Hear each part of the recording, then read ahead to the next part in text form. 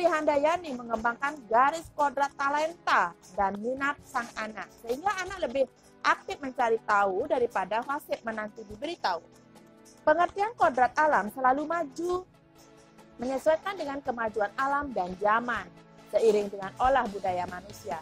Tuntutan kodrat anak selalu ingin merdeka sejak dari kandungan, menangis bila kehausan hingga jiwa merdeka saat dewasa, sebagai pembiasaan dalam dirinya.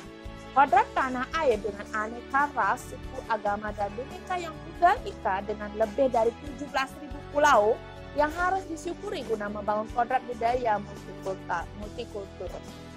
Memahami bahwa kodrat anak adalah bermain, sehingga pembelajaran bisa diintegrasikan dengan bermain sambil belajar atau belajar sambil bermain. Bagaimana dengan kodrat zaman? Kodrat zaman adalah perubahan dari waktu ke waktu. Bila melihat dari kodrat zaman saat ini, pendidikan global menekankan pada kemampuan anak untuk memiliki keterampilan abad 21 dengan melihat kodrat anak Indonesia sesungguhnya. KHD mengingatkan juga bahwa pengaruh dari luar tetap harus disaring dengan tetap mengutamakan kearifan lokal budaya Indonesia. Oleh sebab itu, isi dan irama yang dimaksudkan oleh KHD adalah muatan atau konten pengetahuan yang diadopsi sejatinya tidak bertentangan dengan nilai-nilai kemanusiaan. KHD menegaskan juga bahwa didiklah anak-anak dengan cara yang sesuai dengan tuntunan alam dan zamannya sendiri. Nah, bagaimana peran guru dalam kodrat alam dan kodrat zaman? Pendidikan adalah kekuatan pembentuk masa depan karena ia merupakan instrumen yang mampu mengubah sejarah gelap menjadi terang. Seorang pendidik dipahami juga sebagai seseorang yang memiliki integritas moral. Praksis hidupnya di sekolah dan di dalam masyarakat memiliki kekuatan dalam mempengaruhi orang lain ke arah kebaikan dan kesehajaan. Sementara dalam aktivitas pengajaran di sekolah, ia menciptakan dan memberikan peluang seoptimal mungkin bagi pengembangan potensi peserta didiknya. Dengan demikian, para murid yang berada di bawah asuhannya tidak menjadi robot-robot yang pandai meniru saja, tetapi sebaliknya, mereka menjadi semakin kritis dalam menangkal segala fenomena kehidupan dan kreatif dalam mencari dan mengikuti strategi mengatasi setiap persoalan yang mendera kemanusiaan.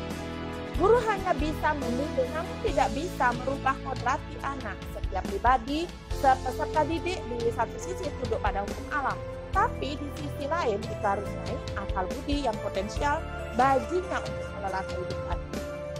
Perkembangan zaman yang turut mempengaruhi pola-pola kehidupan setiap orang yang terlibat dalam proses pendidikan. Dalam hal membimbing, seorang pendidik harus mampu menyesuaikan diri dengan perkembangan zaman. Seperti halnya dalam mengikuti perkembangan revolusi 4.0, seorang guru harus mampu mengembangkan dirinya memiliki keterampilan abad 21 dengan menguasai alat digital untuk nantinya akan mengimbas pada proses pembelajaran. Bagaimana memanfaatkan paradigma inquiry apresiatif untuk mewujudkan kodrat alam dan kodrat zaman sesuai dengan Ki Hajar Dewantara.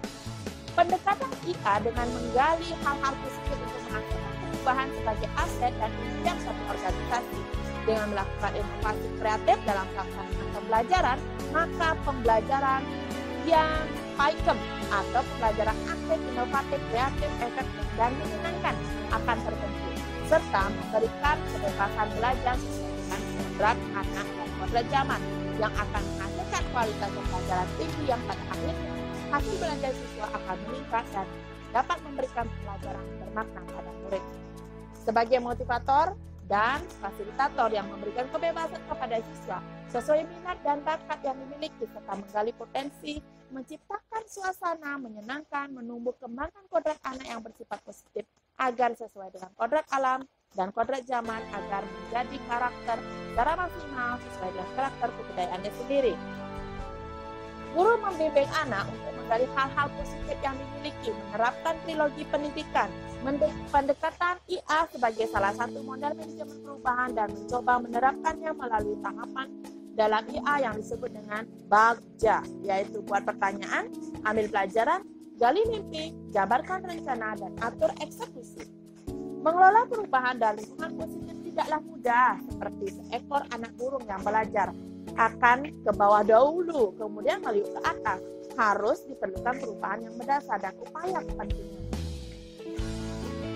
Langkah-langkahnya mengidentifikasi hal positif dari pemangku kepentingan, Yang kedua, mempertahankan dan melaraskan hal-hal positif tersebut, memperbaiki kelemahan dan berkolaborasi melalui penerapan refleksi 4P, yaitu peristiwa, perasaan, pembelajaran, dan perubahan.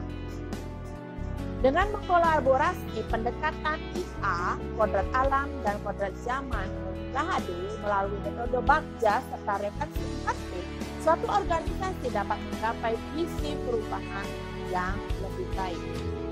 Nah, demikian penjelasan lisan dari saya.